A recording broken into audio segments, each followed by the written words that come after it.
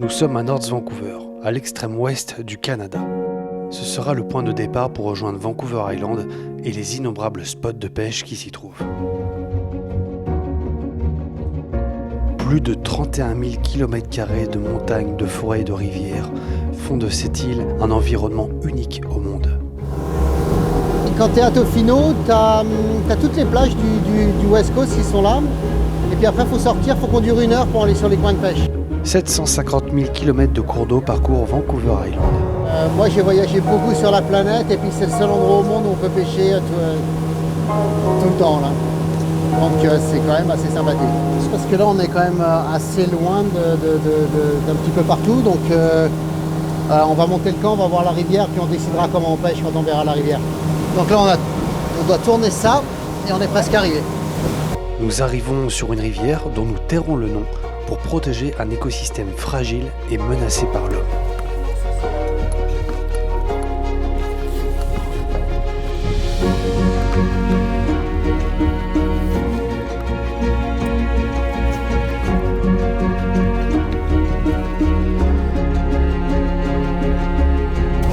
À 1 km du spot de pêche, nous installons le bivouac. Nous mangerons du biophilisé et nous boirons l'eau de la rivière. Attends, ça c'est les deux côtés. Attends, laisse-les là. Parce qu'il y en a qui sont pour l'abri que je n'ai pas, puis il y en a qui sont pour la tente. Donc il y en a 2 en diagonale qui sont comme ça. Ça, il faut les faire passer dans les glissières. Ça, c'est le... Voilà. Mais il faut se dire qu'après, on va à la pêche. Pêcher en 8 livres. Ça va être bien 8 livres. Ça va être le fun. La sage motive. Ouais. Ouais, s'il y a des ours, on va sûrement voir des ours. S'il y a des ours, la première chose à faire, c'est ne pas courir. On ne court pas. Il va te regarder et puis il va te bouger les oreilles pour savoir si tu bouges ou si tu fais des choses comme ça. Tu t'en vas. Tu lui tournes jamais le dos. Toi, par exemple, ton ours, il est là, tu t'en vas. Tu le regardes. Mais il faut toujours qu'il soit dans ta vision. Mais tu t'en vas, tu le laisses tranquille. Tu lui laisses 50 mètres.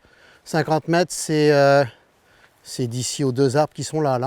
Faut jamais croire un animal sauvage. Tu sais jamais comment il va réagir. Donc tu lui laisses de la marge. Et puis s'il arrive trop près, tu enlèves ta jaquette et puis tu la mets en hauteur comme ça, ta jaquette là, dans ton dos là, pour paraître gros. Donc puis tu gueules. Faut savoir qu'un ours, il voit pas trop, il va distinguer. Mais si on voit une petite avec une femelle avec ses ours, là, tu t'en vas là. Tranquille. Puis si le dernier moment avant qu'un ours attaque, il se met les poils directs, tu sais, comme les chiens là. Là, tu cours. On n'est pas chez nous, on est chez eux. C'est ça le plus important à savoir. Bon, ok, let's go. Florent, notre guide de pêche français, est installé à Tofino depuis le milieu des années 2000. Il va quitter sa Bourgogne natale et poser ses valises d'abord au Québec pour la pêche au saumon d'Atlantique, puis en Colombie-Britannique pour exercer son métier de guide de pêche. Aguerri aux excursions sur Vancouver Island, il emmène le petit groupe au plus profond de la Rainforest pour pêcher le saumon Showcase, Pink, Choum, Koro, Chinook, la Steelhead, la truite arc-en-ciel ou encore Cutthroat. Toutes ces espèces de poissons sont sauvages et sillonnent ces eaux cristallines depuis des siècles.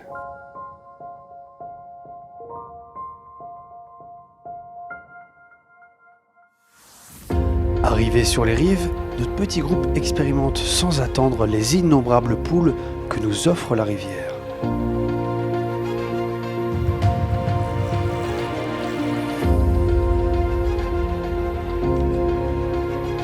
Les premières touches ne se feront pas attendre très longtemps.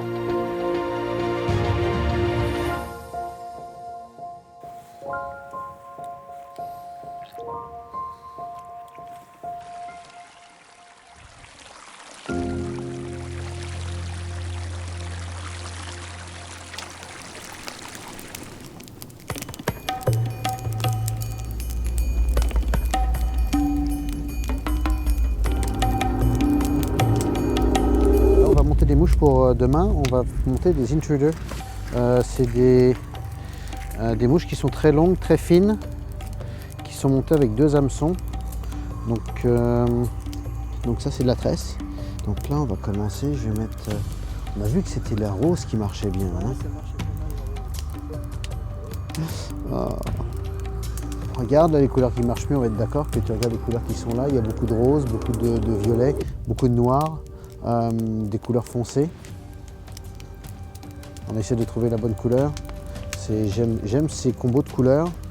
En même temps, ça imite comme un petit alvin. Donc les couleurs de trucs d'un petit alvin, ça ressemble pas mal à ça quand même. Regarde, c'est super rapide à installer. Tu as 2-3 merdouilles là, qui vont ensemble, là. On va dire ça comme ça. Et puis c'est 2-3 boîtes si c'est bien, organisé. Ouais, ça va vite. Le choix d'une bonne mouche aussi, ça fait partie. Ça c'est l'expérience.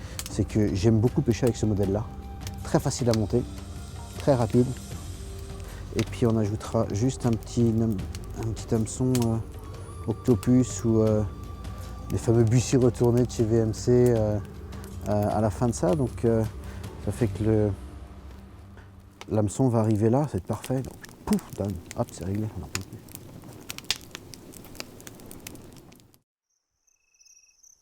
Le jour se lève sur Vancouver Island. C'est une nature majestueuse qui se découvre au travers de la brume. Aussi longtemps que le soleil brillera, disait la sagesse des Premières Nations, aussi longtemps que le soleil brillera, que l'eau coulera, cette terre sera ici pour donner vie aux hommes et aux animaux.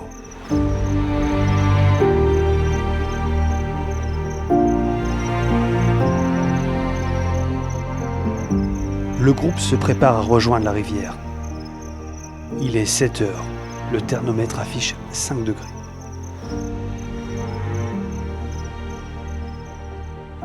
Avec les premiers rayons du soleil, la nature se réveille. Le saumon est là. Le décorum est en place.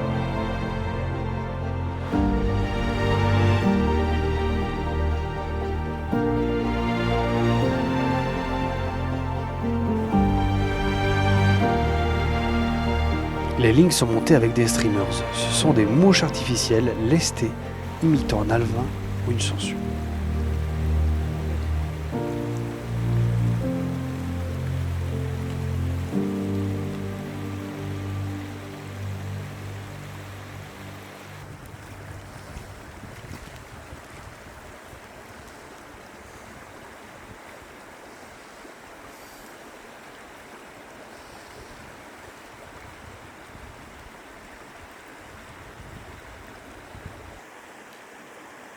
Si la pêche à la mouche est une philosophie de vie, elle dirait sans doute que parfois, il faut savoir se jeter à l'eau.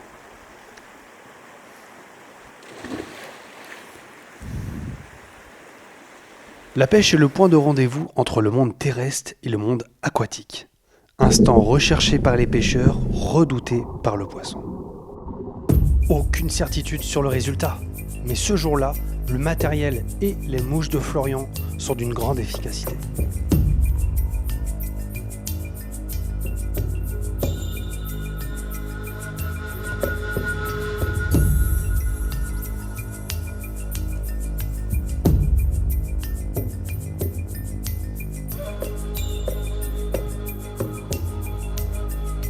Ce migrateur maritime n'est pas une simple proie pour le moucheur, c'est un partenaire. Il va le traiter avec le plus grand respect.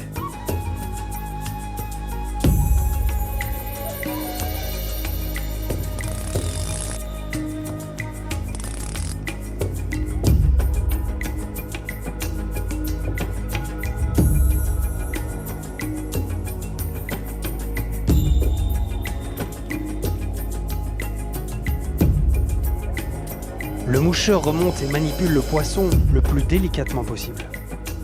Il retire l'hameçon, lui murmure quelques mots avant de le relâcher.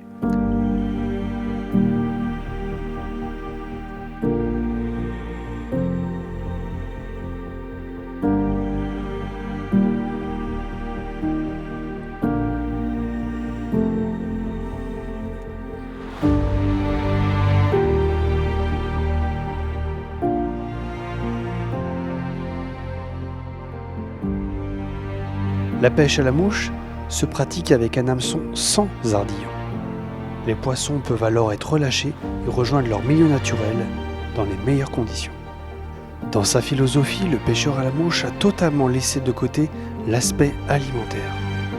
Mais ce n'est pas le cas de tous les pêcheurs. Certains d'entre eux prennent moins de soin dans cette activité car le but est bien de se nourrir. Ici, la trace de l'ours. Elle est flagrante.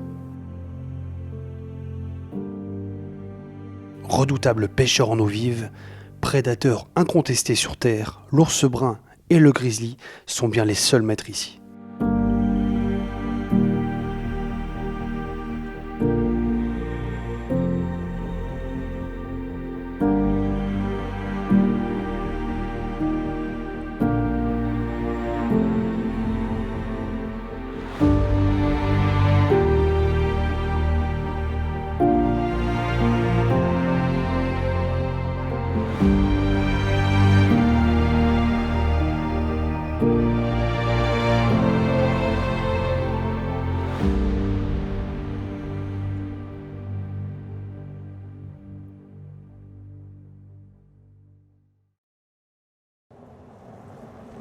Le saumon, ça naît dans les rivières, ça va rester 1 ou 2 ans suivant le type de saumon. Après, ça va aller au milieu du Pacifique et ça va suivre, ça va aller jusqu'à la mer de Bering qui est en Alaska et après ça suit la croûte terrestre pour retourner pondre exactement au même endroit que c'est né.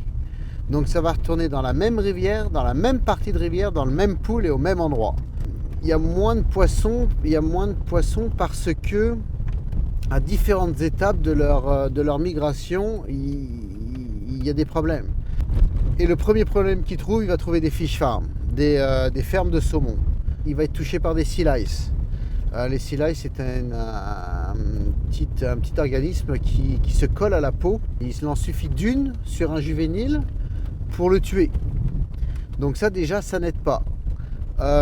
Après ça, ils vont passer dans l'océan, donc ils vont jusqu'au milieu du Pacifique. Un Chinook va au milieu du Pacifique.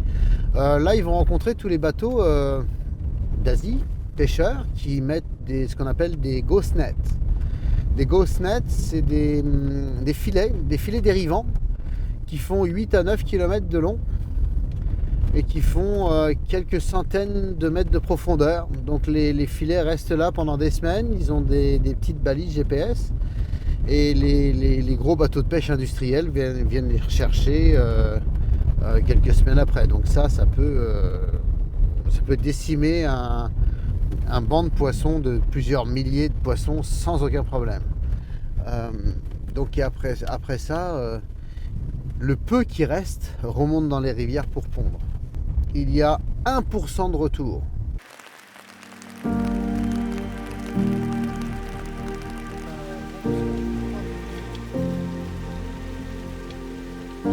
Là, on parle plus d'humidité, on parle de plongée sous-marine. C'est un concept d'humidité assez avancé. Ouais, mais c'est bon pour la pêche. Allez, deuxième couche.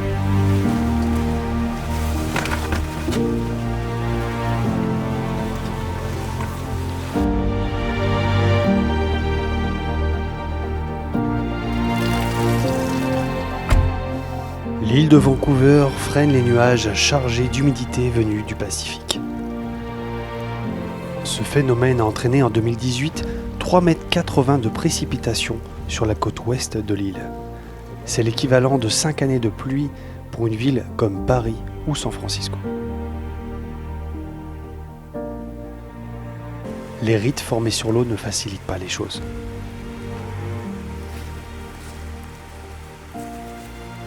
On essaye de prendre des steelhead, donc des steelhead qui sont des truites arc-en-ciel mais qui retournent dans l'océan, qui sont migratrices. Donc c'est des poissons qui peuvent être très gros et qui font des très très grosses bagarres. Donc là, on essaye. C'est l'un des poissons les plus difficiles de faire en eau douce. Donc là, pour moi, le combo idéal, c'est de pêcher avec un moulinet peu parce qu'ils sont démultipliés avec un bon frein. Là, on a un speedline classique 9-10. Donc ça permet de mettre assez de lignes si on a une grosse bagarre que le poisson va descendre. Et puis j'aime ça pêcher en switch. C'est pas spé, c'est switch, c'est une 6 weight, une ligne de 6, 12 pieds ou 11 pieds 9. C'est une très bonne canne, c'est pas trop lourd, ça permet de faire beaucoup de lancers et c'est simple à utiliser.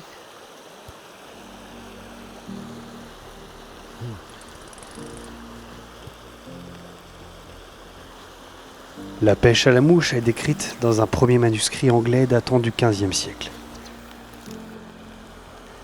Cette technique serait donc arrivée sur le continent américain en même temps que les colons et à cette même époque. La vision de la pêche est vraiment différente en Amérique du Nord qu'en Europe. Ici, on fait ça pour la détente et pour s'amuser. Donc on va les pêcher, on fait du catch and release. Il y a énormément de respect pour le poisson. C'est-à-dire que par exemple, des steelheads, on n'a pas le droit de les garder, on a le droit de garder aucun poisson sauvage. Petit poisson.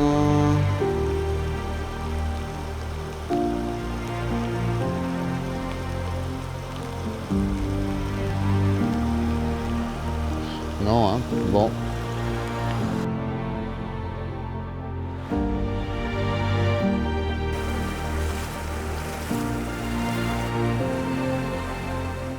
La pluie dérange pas trop le poisson, pas du tout même, mais c'est juste que pour le repérer visuellement, c'est bien plus compliqué parce que la surface de l'eau elle brille beaucoup, il y a des reflets dans tous les sens, il y a du mouvement partout et déjà que la steelhead, c'est un poisson assez argenté, très difficile à repérer, même dans une eau très limpide comme celle-ci.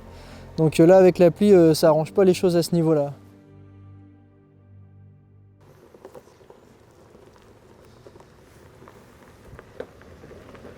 Nous sommes au 4e jour de pêche et toujours pas de grosses prises.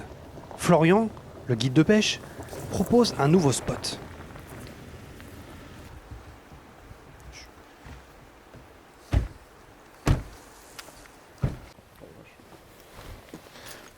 Donc ça c'est la canne, il faut le moulinet et on va mettre le moulinet dessus. La canne elle est là.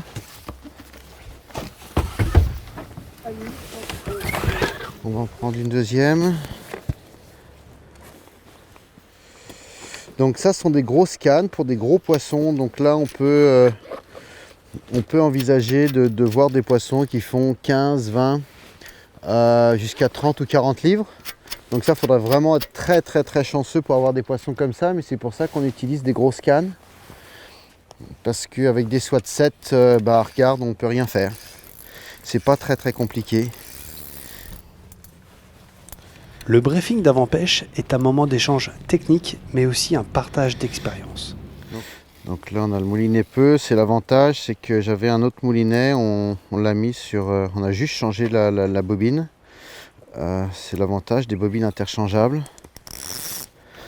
Donc comme ça, celle-là, elle est prête à pêcher. On va la mettre, ça c'est une soie de 8 très plongeante.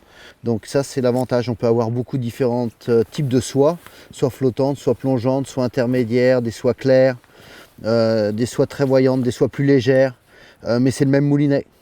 Donc après on a juste un moulinet puis on change les bobines. Très pratique. Le choix du matériel et l'appréciation de la rivière sont des moments stratégiques qui vont définir la suite de la journée. Donc comme on le voit, rivière typique à saumon, pas trop profonde. Là c'est pas un pool, donc c'est des grands rapides, donc les poissons vont être au milieu. C'est pas très profond. Il faut passer sa mouche au fond. Parce qu'on pêche le saumon puis il faut marcher. Donc on va aller faire un petit tour dans la rainforest qui est sur les trails. Et puis on va voir si on peut arriver à toucher un ou deux poissons. No, let's go. Hop.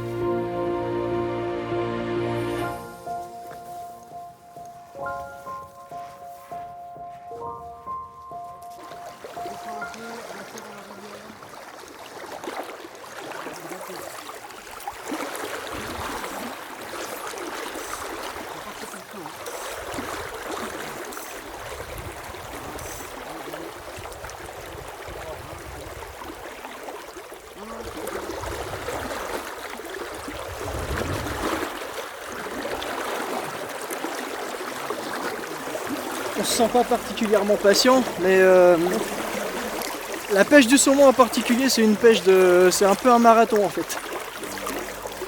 Ça va être beaucoup d'heures passées sur l'eau pour avoir la chance de choper un de ces poissons. C'est pas une pêche facile. Le saumon se nourrit pas en rivière, faut pas l'oublier. Donc pour le faire prendre sa mouche, faut qu'il soit un petit peu agressif. Faut vraiment lui passer où il faut, quoi, au centimètre près.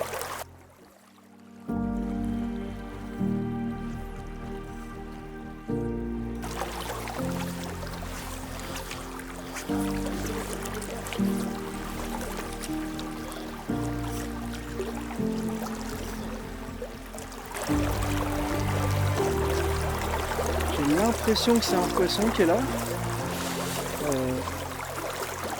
Et quand c'est le moment, il faut être prêt.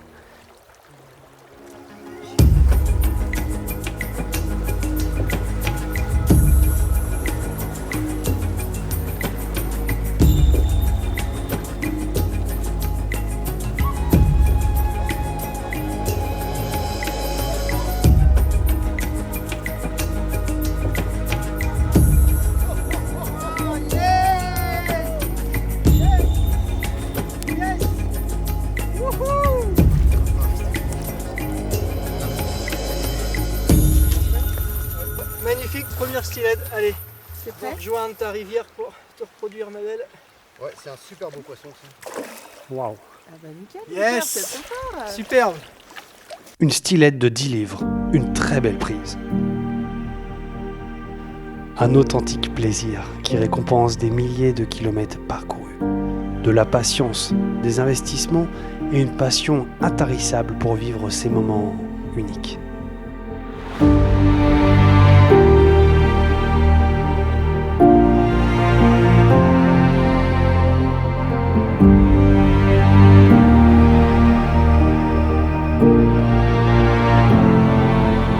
Comme dans toutes les activités extérieures, la météo est toujours un sujet de conversation. À Tofino, ouais, c'est toujours humide. On vit dans ce qu'on appelle la rainforest. Donc, rainforest, il y a rain, tu vois, c'est la pluie, donc il pleut très très souvent. Comme c'est très très bon pour la pêche, mais il pleut souvent. C'est Tofino. Si t'aimes pas la pluie, tu restes pas. Cheers, santé.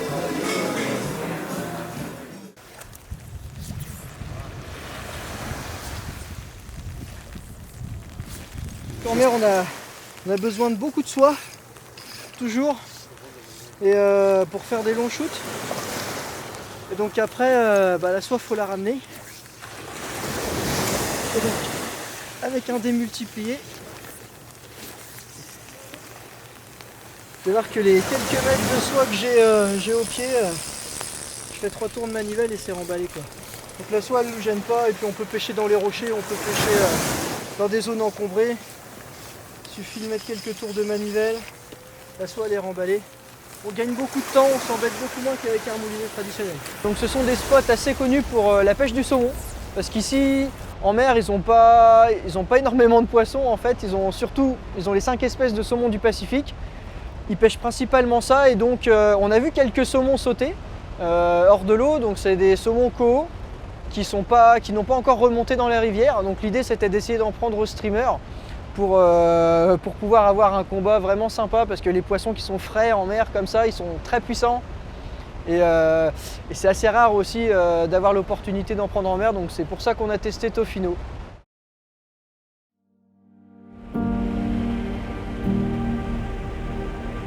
Un dernier coucher de soleil sur Vancouver Island, un dernier regard sur les terres des Premières Nations. Chaque voyage, chaque découverte, chaque échange résonneront encore longtemps dans la mémoire de ces pêcheurs à la mouche.